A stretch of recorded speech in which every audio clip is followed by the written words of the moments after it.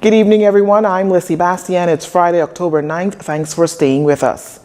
Minister of Agriculture and Marine Resources Michael Pintard giving a very detailed update on the National Emergency Food Production Plan that was implemented in March to improve food security in the country.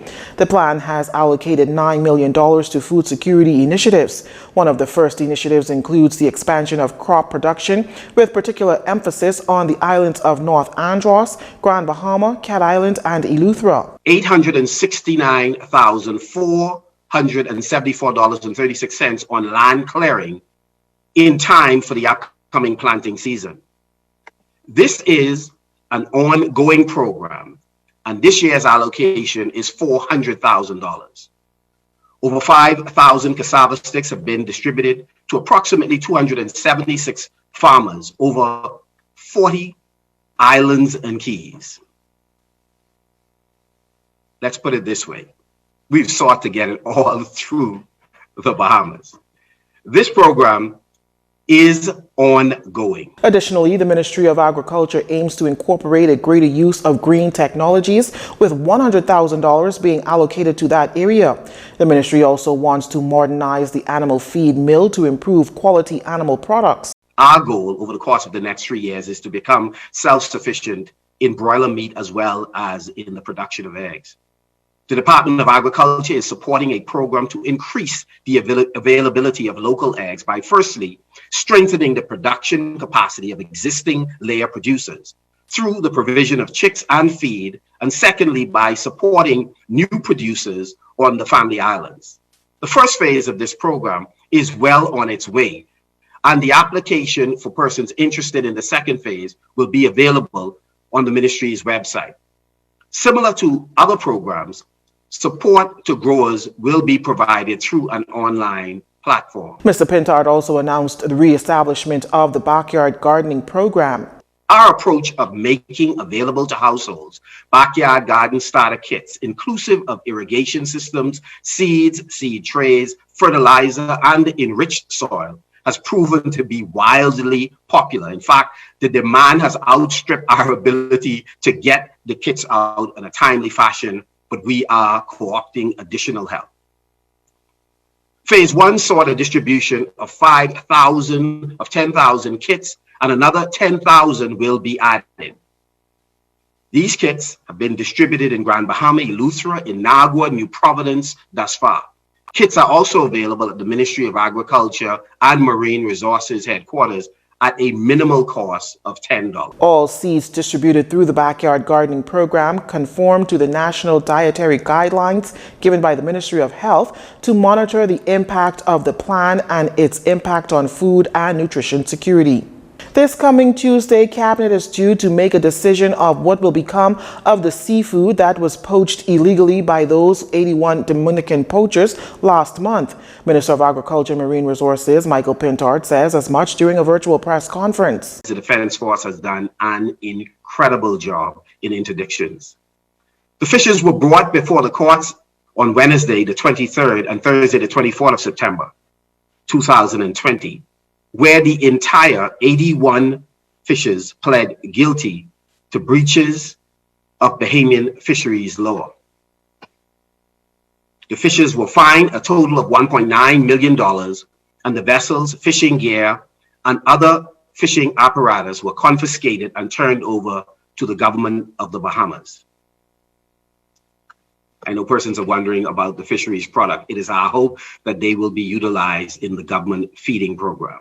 When asked to elaborate more on what plans the government may have for the seafood, Mr. Pintard had this to say. On how it would be allocated, the ministry has asked that fish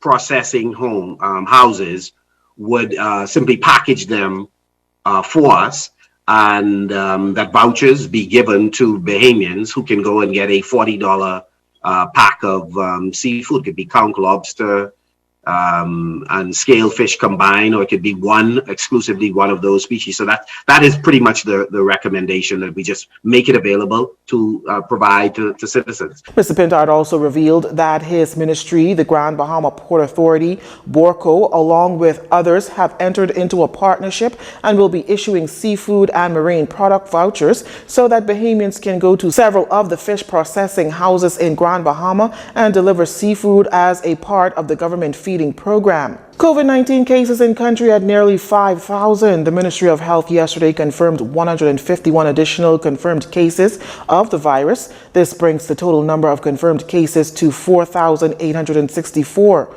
115 of those new cases here in the capital, 2 on the Berry Islands, 1 on Grand Bahama and Exuma, and 32 with location pending. To date, 23,971 tests have been completed.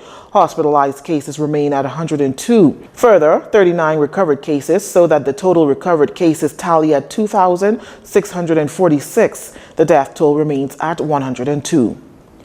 Cabinet Office announcing this morning that all ministers of the government who were directly exposed to Minister of Environment and Housing Ramal Ferreira on Tuesday, September 29th, have tested negative for COVID-19.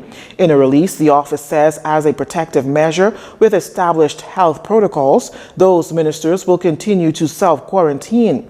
Ministers are all working remotely and continue to be fully engaged with their ministries. It adds that the Prime Minister was not directly exposed to Minister Ferreira and was not required to quarantine. Out of abundance of caution, the Prime Minister was tested for COVID-19. He has also tested negative. On Monday, Cabinet Office revealed Minister Ferreira tested positive for COVID-19 but was experiencing no symptoms at the time. The Churchill building, which houses Cabinet Office, was subsequently closed for deep cleaning and sanitizing. It reopened on Tuesday of this week. Now, Cabinet Office also announcing this morning the closure of the Ministry of Social Services and Urban Development on JFK Drive and Bethel Avenue today for a deep cleaning and sanitization. This after a staff was exposed to COVID-19. The office will reopen on October 13th. That's this coming Tuesday. Anyone requiring assistance during this period may call 376-8328. The ministry apologizes for any inconvenience caused. Bahamas' ambassador and permanent representative to the United Nations office in Geneva, Switzerland, Keva Bain, has been appointed to serve on the advisory body of the United Nations Conference on Trade and Development.